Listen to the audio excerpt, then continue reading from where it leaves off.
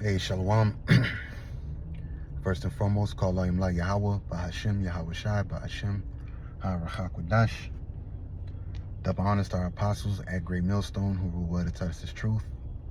Peace, love, and blessed salutations to your occupants, part of the Bahasham, the house of David. This is just going to be a quick drive. Let's talk about it. All right. Just going off of current things happening, and also too,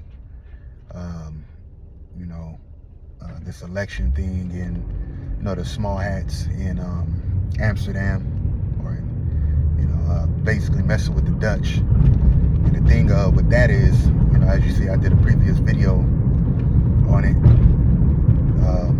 They play the victim role, of course. They've been playing the victim role, right? At first on the news it said that they were being attacked by Dutch police, but then when you really put it in a full circle, these small hats start everything. When you go into the scriptures, when we were exiting out of Egypt, who was the first nation to come up against us? Amalek. So that should give you a idea. Like there's a saying, keep your friends close, keep your enemies closer. You gotta know your enemy. So when you see news like that, that's why the Bahasham, the brother has sent me 2 articles, and then just by discernment, it's like, man, it's the Amsterdam or the Dutch police or whoever was out there because of this so-called soccer game didn't start anything. It was them small hats that started everything, and they do that. Then the mainstream media news covers it up and makes them, of course, just like when you talk about the so-called Holocaust, or when you talk about specific other things, or you talk anti-Semitism, and whatever the case may be, is what they're going off of. God dang. Is what they're going off of. They basically, they just play the victim role. That's why, and I wanted to get into it through the spirit. Lord willing, I'll be able to have time to have a sit down. I've been working 2 jobs, but Lord willing, I'll be able to have a sit down lesson, Lord willing, dealing with Amalek coming up against us, and how the Lord just basically has indignation against Amalek, one of the main nations that he's going to destroy. That's why there is so much war going on in the Middle East. And when you read Ezekiel, the 36th chapter, it talks about how Edom has possessed our land. Well, some of it. They don't got the whole land, because that's why they're going up against, or trying to take over these Arab countries, so to speak, because they want to take possession of the whole land, which is not going to happen anyway, because before that even happens, it's not going to happen before it happens. You know what I'm saying? The Lord's going to basically utterly destroy Amalek. All right, one of the main nations that are have their part in putting us down or destroying us for lack of knowledge, all right, or basically, fucking people can't drive, man. Or basically, how can I say it, so to speak? Salaki, man, these people out here that's driving have demons on them. But and that's Satan too, because I just lost train of thought. It'll come back. But the main nation, all right, that the Lord mentions as far as Psalms 83, crafty counsel, is Edom. All right, but who does Amalek come out of? Edom. All right, so that's why there's war in the Middle East. When you read Ezekiel, the 36th chapter, right, the Lord talks about how the heathen have our land in possession, and then he specifically points out Edom. All right? Because who is in our land right now for a possession and a prey? Amalek, the so-called, the small hats, all right? They're in our land right now, and they got it as a possession. So, you know, through the spirit, when you're looking at it in full circle, all right, it's these Amalekites or these small hatters, all right, that they're the ones they're the ones that's causing all the riffraff in the earth. They're the ones that are the cause of this war that's about to happen, which really is, the high elites play both sides anyway. Okay, but they're the ones that play the side of, you know, basically the pawn side, because they run everything. These small hats got the basically a world in a chokehold.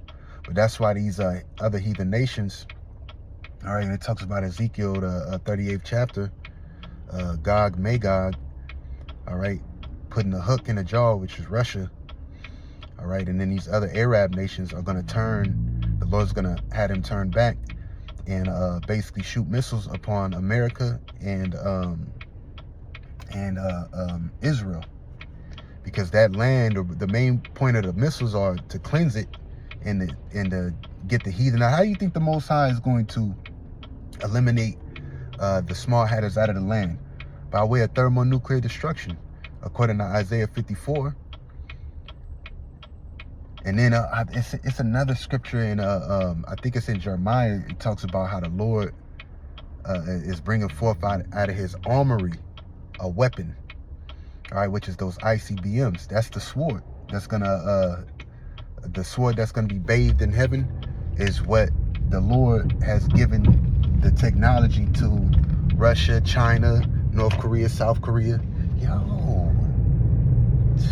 man, yo, it's demons out here today. That's the second time somebody almost hit me, man. Why do Bahasham shot it did, but dang. But that's why these specific nations have these missiles, so to speak. First and foremost, they're a weapon of the indignation of the Lord. Second, they're going to cleanse our land. They're going to cleanse the whole earth, point blank period. They're going to cleanse the air. All right, the Lord said he was going to make all things new. So how is he going to make all things new? All right, you got to burn up the old. All right, you got to burn the old rulership up. And that's by way of thermonuclear destruction. Iran just tested not too long ago, I say like a couple weeks ago, a new missile that they had. I couldn't find it. Lord willing, I'll be able to try to look it up. But they just tested a new missile that they had. And the conflict between, or the wars and rumors of war between Iran and Israel are getting hyped up. Lord willing, you know, Trump comes in office, because this man, he says he was going to stop. He ain't stopping no war. Hey, the Lord's going to use this man. Either he's going to he probably might get assassinated in the inauguration, fake assassination or something. And then it's going to be all out chaos out here, because this man has Elon Musk on his roster as far as him being the president. And a brother just posted up, if Trump ain't Nero, which, you know, through the spirit, the Lord reveals all things. All right. So, you know, through the spirit, he got Elon Musk on board with him. And what's Elon Musk known for? All right, the Neuralink, and soon we're gonna start seeing, because remember, he got them goddamn robots now too, but soon we're gonna start seeing a more digitalized system and world, which is gonna bring in Revelations 13 and 16, the MOTB. We're gonna start seeing more people, more Neuralink stations, more Neuralink this. It's gonna be flashing before their eyes on the what is it called? The TV. What is it called? You know what I'm talking about, the the crystal ball, so to speak, or the what is it called, medium. All right, so we're gonna start seeing a lot more stuff like that, especially with this dude on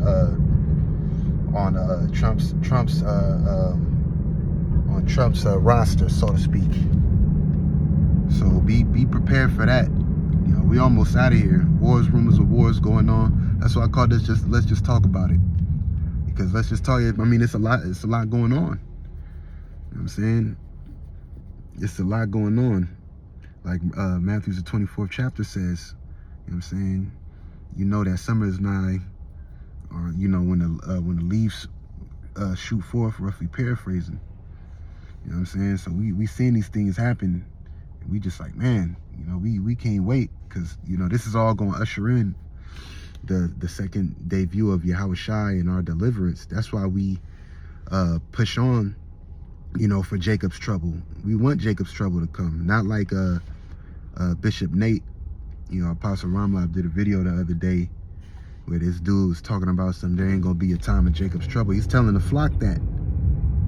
All right, so that's what we're pushing for. You know, Jeremiah 30:7. Okay, Daniel's 12. The day that there's never been since the world began. Because that's gonna usher in the kingdom of heaven. All right, that's gonna usher in us getting out of here. That's gonna usher in us, you know, like Revelation the 21st chapter said, the Lord is gonna wipe away all tears. That's what we're waiting for. The Lord to wipe away all of our tears. This place is hell. So man, bring this on, man. We pray, Yahawah, bring this destruction on. Bring, you know, put the spirit on Nero and this Elon Musk dude look musty as hell. You know, to bring this Neuralink and C-Hip so things can start moving a lot faster. You know, bring the war. You know, bring the draft. Bring all of this stuff so we can get up out of here. Everything's on the Lord's time, but watch when the domino effect happens. All right, watch when this domino effect happens. One thing is going to happen, and it's going to lead to another. Just like that strike, that was a test. It's going to happen again. It's going to happen again. Okay, that strike that them dock workers went on, that was a test. And it's going to happen again. It's going to happen even worse. Okay. So I think pretty much I got the point out. Like I said, it's just a quick drive. Let's talk about it. Lord willing, it was edifying to the hopeful elect. I want to give all praise, honor, and glory to Yahawah, Bahasham, Yahawashi, Bahasham, Hakodash. Double honors to our apostles at Great Millstone who were wed to us the truth. Peace, love, and blessings and salutations to you. That's part of the Bahasham, House of David. Shalom.